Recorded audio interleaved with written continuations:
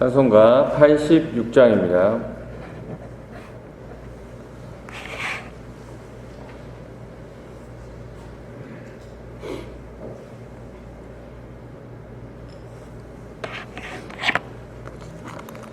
내가 늘 의지하는 예수, 나의 상처 입은 심령을 불쌍하게 여기사 위로하여 주시니, 미쁘신 나의 좋은 친구, 내가 의지하는 예수, 나의 사모하는 친구, 나의 기도 들으사 응답하여 주시니, 미쁘신 나의 좋은 친구. 주의 손 의지하고 살 때 나를 해할 자가 없도다. 주님 나의 마음을 크게 위로하시니, 미쁘신 나의 좋은 친구, 내가 의지하는 예수, 나의 사모하는 친구, 나의 기도 들으사 응답하여 주시니, 미쁘신 나의 좋은 친구. 내가 요단강 건너가며 마음이 두려워서 떨 때도, 주가 인도하시니 어찌 두려워하랴. 미쁘신 나의 좋은 친구, 내가 의지하는 예수, 나의 사모하는 친구, 나의 기도 들으사 응답하여 주시니, 미쁘신 나의 좋은 친구. 이후 천국에 올라가서 모든 성도들과 다 함께 우리들 구하신 주를 찬양하리라. 미쁘신 나의 좋은 친구, 내가 의지하는 예수, 나의 사모하는 친구, 나의 기도 들으사 응답하여 주시니, 미쁘신 나의 좋은 친구. 아멘. 하나님 감사합니다. 오늘도 이 아침 하나님을 찬양하며 하나님을 예배하게 나오게 하심을 너무나 감사드립니다. 오늘도 주신 삶, 주신 자리에서 최선의 삶으로 또 주신 말씀을 붙잡고 살아내는, 그렇게 귀한, 또 승리하는 그러한 귀한 하루 될 수 있도록 인도하여 주시옵소서. 감사합니다. 예수님 이름으로 기도드립니다. 아멘. 오늘 우리에게 주신 하나님 말씀, 요한복음 11장 28절에서부터 37절까지의 말씀입니다.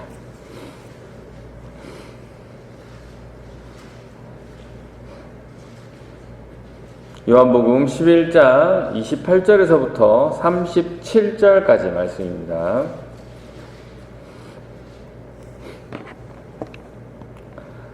자, 봉독해 드리겠습니다. 이 말을 하고 돌아가서 가만히 그 자매 마리아를 불러 말하되, 선생님이 오셔서 너를 부르신다 하니, 마리아가 이 말을 듣고 급히 일어나 예수께 나아가매, 예수는 아직 마을로 들어오지 아니하시고 마르다가 맞이했던 곳에 그대로 계시더라.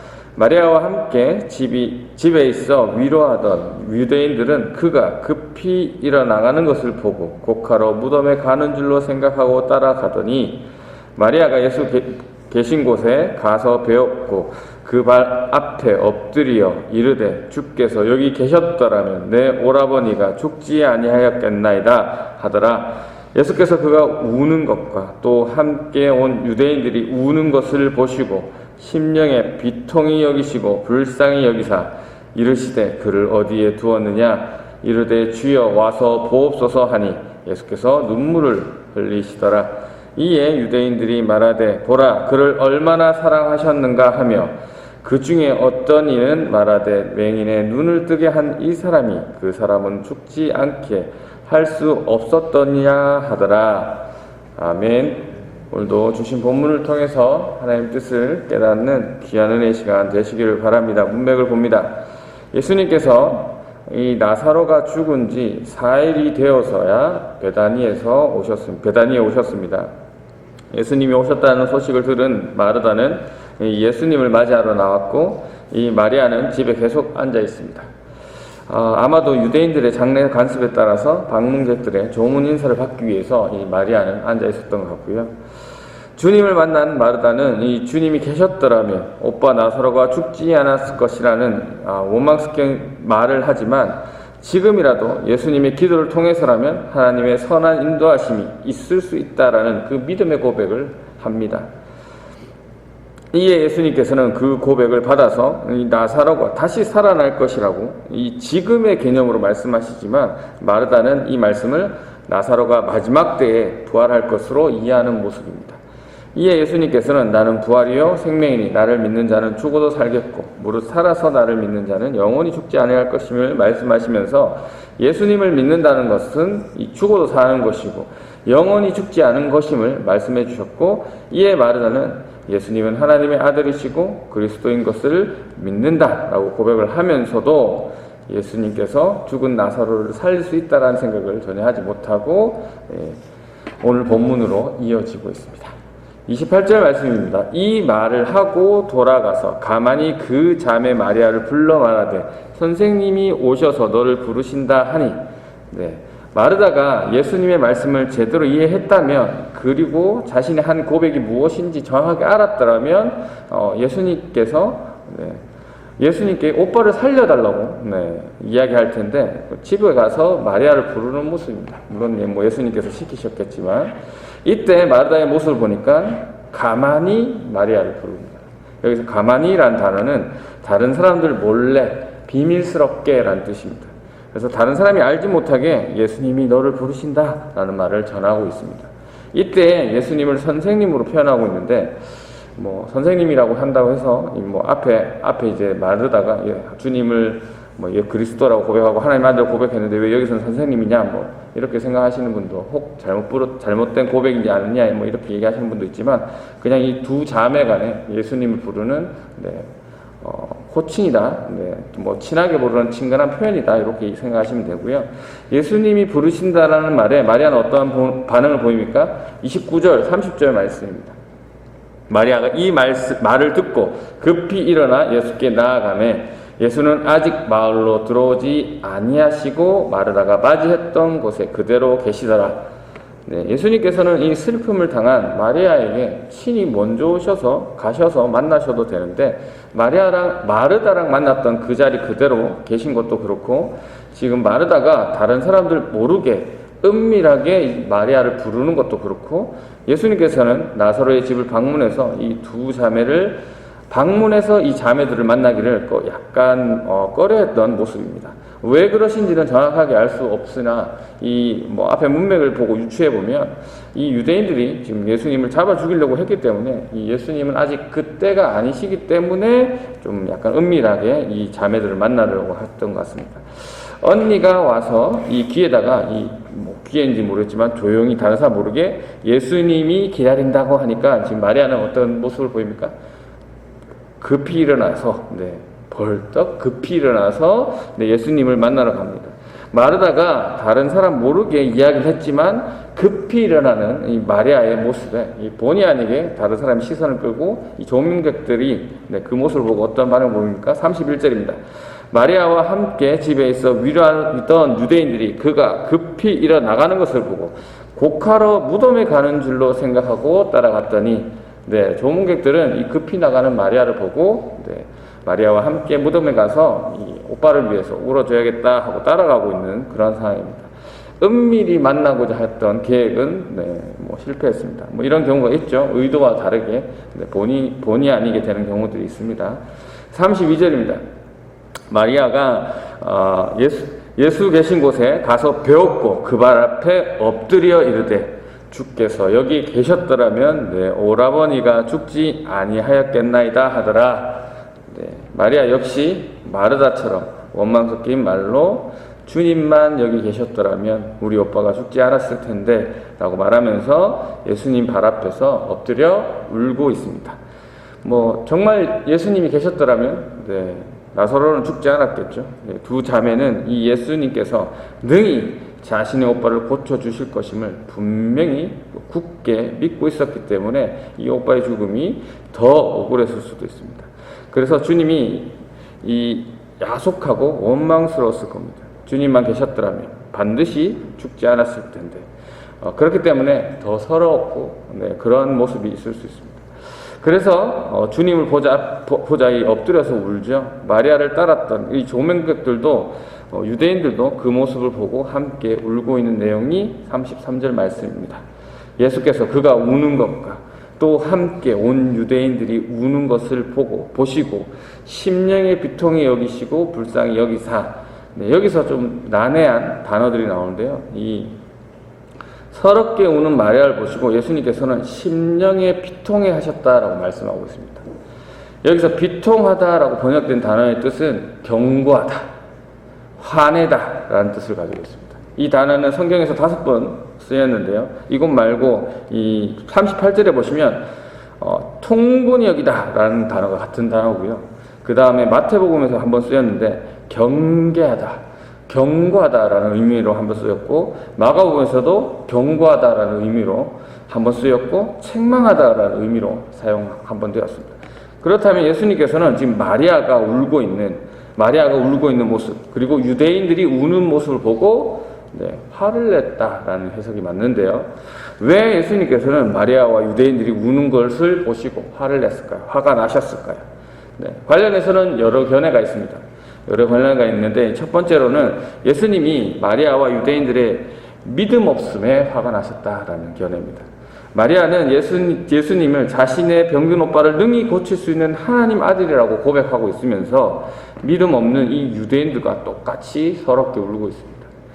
두 번째로는 마리아와 유대인들이 나사로를 잃고 슬퍼하는 것은 인간적인 감정으로 잃어버렸기 때문에 당연한 것이라 보고, 이 마리아와 조문객들이 울게 한 그 죽음의 죄, 그러니까 그 죄에 대해서 예수님께서 분노하셨다라는 것이죠. 그리고 세 번째로는 자신에 대한 분노가 아닐까라는 해석인데요. 예수님께서 좀 더 일찍 오셨더라면 나사로를 죽지 않게 하셨을 거고, 그러면 마르다와 마리아가 슬피 울지 않았을 텐데, 그런 자신에 대해서 화가 나셨다라고 하는데, 이 세 번째 견해는 예수님께서는 하나님이시고 곧 나사로를 살리실 건데, 이미 이걸 알고 계실 건데 이런 식으로 화를 냈다는 것은 좀 아닌 것으로 보여집니다. 그래서 33절 마지막 절에 보시면 불쌍히 여기사라고 되어 있는데, 이 단어는 괴로워하다라는 뜻입니다. 괴로워하다. 그래서 정리해서 말씀드리면, 우리가 예수님 생애를 생각할 때 예수님께서 화내시는 경우가 있었습니다. 얼핏 생각하면 성전에서 장사꾼들을 보시고 화를 내셨고, 그리고 외식하는 바리새인들을 보시고, 바리새인과 서기관들을 보시고 분노하는 예수님의 모습이 떠오릅니다. 예수님께서 이 악에 대해서 분노하셨다는 것을 생각할 때, 예수님이 지금 마리아와 유대인들을 보고 분노하시고 괴로워하신 이유는 바로 인간의 죽음을 이르게 하는 그 죄 때문에 분노하셨고, 그래서 그 죄에 쌓여서 믿음 없이 울고 있는 이 모습이 사실은 복합적으로 일어났다라고 보시면 되겠습니다. 그래서 예수님은 분노하시고 지금 괴로워하시고 있는 상황입니다. 34절, 35절입니다. 이르시되 그를 어디에 두었느냐 이르되 주여 와서 보옵소서 하니 예수께서 눈물을 흘리시더라. 예수님께서 우셨던 기록은 또 신약 성경에 3번인데요. 누가복음에서 예루살렘 성을 보시고 그 안에 있는 유대인들을 불쌍히 여기시고 우셨고, 그리고 히브리서에서는 겟세마네 동산에서 하나님께 기도할 때 우셨다라고 되어 있고, 그리고 오늘 본문에서 예수님께서는 우십니다. 그렇다면 예수님께서는 왜 우셨을까요? 나사로가 죽어서 우셨을까요? 아니죠. 곧 살리실 건데 그 죽음 때문에 우시지는 않을 것 같습니다. 앞서 마리아가 유대인들이 울다라고 표현된 마리아와 유대인들이 울다라고 표현된 이 단어는 통곡하며 울다랍니다. 네. 그리고 누가복음에서 예수님께서 성전에 보시고 우신 것도 통곡하며 울다였습니다. 그런데 지금 여기서는 예수님이 우셨다라는 단어는 신약 성경에서 딱 한 번 사용된 단어입니다. 네, 그냥 울답니다. 울다. 눈물을 흘리시다라는 의미인데요. 이 사도 요한이 굳이 이 단어를 구분해서 썼다라는 것은 예수님의 울음이 통곡하는 울음은 아니었다라는 구별된 의도가 있었다라고 생각합니다. 예수님이 우시는 모습을 보고 유대인들은 어떻게 생각합니까? 그 뒤에 나오죠. 36절입니다. 이에 유대인들이 말하되 보라 그를 얼마나 사랑하셨는가 하며 예수님이 눈물 흘리시는 것을 보고 유대인들이 예수님께서 나사로를 얼마나 사랑하셨는가 라고 말합니다. 예수님의 눈물을 이 죽음에 대한 슬픔으로 해석하는 모습이죠. 그런데 사도 요한은 이 유대인들의 말에 동의해서 이렇게 글을 썼을까요? 아니면 유대인들의 생각이 틀렸기 때문에 이렇게 기록했을까요? 분명 예수님께서는 나사로를 사랑하셨습니다. 그러나 앞에서 말씀드렸듯이 곧 자신이 나사로를 살리실 거기 때문에 단순히 나사로의 죽음 때문에 그 나사로가 죽었기 때문에 울었던 그런 흘린 눈물은 아니라는 것이죠. 죽음 때문이었으면 예수님께서 이틀을 더 머무르시면 안 됩니다. 나사로를 죽게 하셨으면 안 되었습니다. 그 길로 오셔서 고쳐주시면 되는 거니까요. 아니면 백부장 때처럼 그 자리에서 바로 고쳐주실 수 있는 그런 우리 예수님이십니다. 그렇다면 예수님의 눈물은 죽음 때문이 아니라는 것이죠. 예수님의 눈물은 예수님이 분노하고 괴로워했던 이유와 같습니다. 죽음이라는 것에 슬퍼하는 이 마리아와 유대인들의 믿음 없음을 보시고 흘리시는 눈물이라는 것이죠. 그것에 대한 증거가 37절입니다. 그 중 어떤 이는 말하되 맹인의 눈을 뜨게 한 이 사람이 그 사람은 죽지 않게 할 수 없었더냐 하더라. 예수님이 앞서 초막절에 맹인을 고치는 사건을 직접 보았거나 소문을 들은 유대인들이 하는 말입니다. 맹인의 눈을 뜨게 한 사람이 나사로를 죽지 않게 할 수 없었느냐라는 것이죠. 이 앞에 누구의 고백과 일맥상통하냐면 마르다와 또 마리아의 고백과 같죠. 주님만 계셨다면 우리 오빠가 죽지 않았을 텐데 라는 고백과 같은 맥락입니다. 오늘 주신 말씀 묵상하겠습니다. 첫 번째로 묵상하실 부분은 이 마리아의 모습을 한번 묵상하겠습니다. 이 마르다가 남들 모르게 주님이 부르시다는 것을 이 마리아에게 말했지만 이 마리아의 급한 행동에 이 다른 사람들의 시선을 끌게 되었음을 보게 되었습니다. 이러한 마리아의 모습을 보고 이 어떤 생각이 드십니까? 언니 마르다 입장에서는 분명히 마리아에게 남들 모르게 은밀하게 얘기했지만 이 마리아가 눈치 없이 급하게 움직이다가 사람들의 시선을 끌었으니까 조금 멍청하다, 아이고 참 조신하지 못하다라고 생각할 수도 있습니다. 내가 다른 사람들 모르게 조용히 이야기했으면 그런 만한 이유가 있겠지라고 생각해서 좀 조용히 움직일 것이지, 이 급하게 움직이다가 이 사람들과 함께 예수님 앞에 나가느냐 이렇게 생각할 수도 있습니다.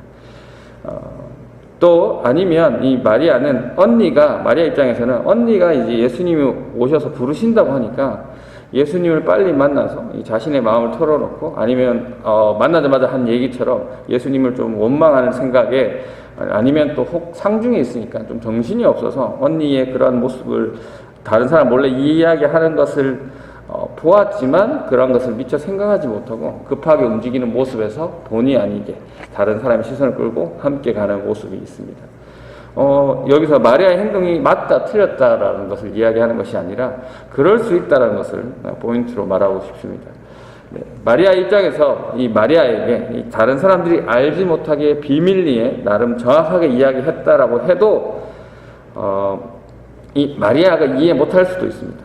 사실 마리아가 좀 더 정확하게 이야기를 했다면, 마르다가 좀 더 정확하게 이야기를 했다라면, 한마디만 더 했다라면 이런 일이 벌어지지 않았죠. 그러니까 예를 들면 선생님이 너를 다른 사람들 몰래 조용히 보고 싶어 하신다, 조용히 움직여서 선생님께로 가라 라고 했으면 마리아가 급하게 일어나서 가지 않았겠죠. 우리도 이런 모습이 있을 수 있습니다. 가정에서나 또 부부관계에서나 자녀에게 또 일터에서 동료들에게 또 주위 사람들에게 또 교회에서 이런 모습이 있을 수 있죠. 마르다처럼 좀 더 정확하게 이야기하면 좋겠지만, 그리고 좀 더 마리아의 입장에서 상대방의 의중을 파악했더라면 좋겠지만 그러지 못할 때가 있다라는 것이죠. 우리는 그리스도이니까 좀 더 넓은 마음으로 상대방을 이해해 주는 것이 예수님의 말씀을 지키는 그 사랑의 의미가 있지 않을까 생각해 봅니다. 두 번째는 마리아의 모습입니다. 예수님 앞에서 통곡하며 말합니다. 주님만 계셨더라면 오빠가 죽지 않았을 텐데. 네, 이 말은 사실입니다. 네, 정말 예수님만 계셨다면 나사로는 죽지 않았을 것입니다. 그렇기 때문에 마리아 입장에서는 어쩌면 살릴 수도 있었고 어쩌면 죽을 수도 있었던 오빠를 보고 운 것이 아니라 주님만 계셨으면 100% 반드시 살릴 수 있는 기회를 놓치는 거라서 네, 아주 예수님이 사실은 원망스러웠을 겁니다. 여러분은 어떻습니까? 이제 여러분의 인생에, 여러분의 실패의 순간에, 고통의 순간에, 또는 이별의 순간에 주님만 계셨더라면, 주님의 그 무궁무진한 능력 가운데 나를 위해서 아주 조금만 사용하셨더라면 내가 그런 일을 당하지 않았을 텐데 라고 생각하시고 주님을 원망하신 적은 없습니까? 예수님께서는 나사로가 아프다는 것을 알고 계셨죠. 그리고 죽을 거라는 것도 알고 계셨습니다. 그리고 이로 인해서 마르다와 마리아가 얼마나 통곡하며 슬퍼할 거라고 또 알고 계셨습니다. 그러나 이틀이나 더 머무셨습니다. 왜 예수님께서는 나사로를 죽을 때까지 기다리셨습니까? 왜 예수님께서 좀 더 심하게 말하면 왜 나사로를 죽게 놔두셨습니까? 네. 그것이 오늘 본문에 기록된 목적이기도 하겠습니다. 이 내용은 앞으로 좀 더 구체적으로 내일 본문이나 내일 모레 본문이나 새벽 예배에 나오셔서 계속 확인하시면 되는 부분이고, 여기서 저는 다른 부분으로 보면 이 마리아, 마르다가 그리고 유대인들의 모습을 예수님께서 보시면서 그들의 믿음 없음에, 그들의 죄의 결과인 이 죽음에 화내시고 또 괴로워하시는 모습으로 접근하고자 합니다. 마르다는 말로는 주님은 하나님의 아들이시고 그리스도시고 주님이 하나님께 기도만 하시면 뭐든지 이루어질 거라고 이야기하였고, 실상은 주님을 원망하는 말을 했습니다. 그리고 주님의 말을 깨닫지 못하는 모습이 저와 여러분의 모습은 아닌지 살피시기를 원합니다. 믿음이 없는 우리의 모습에 주님께서는 분노하시고 괴로워하시고 울고 계십니다. 이 시간 우리가 이 말씀을 묵상하고 이 시간 함께 기도하실 때 이 주신 말씀을 나에게 한번 비춰보시고 이 마리아의 모습 또 마르다의 모습이 나의 모습은 아닌지, 나의 믿음 없는 모습에 대해서 지금 주님께서 분노하고 또 괴로워하시고 주님께서 울고 계신 것은 아닌지 한번 묵상해 보시고 이 시간 또 그것을 통해서 좀 더 나의 모습을 되돌아보시고 또 이 나라를, 불쌍한 나라를 위해서 함께 또 애통해 주시고 또 하늘들을 위해서 중보해 주시고 자유롭게 돌아가도록 하겠습니다. 기도하겠습니다.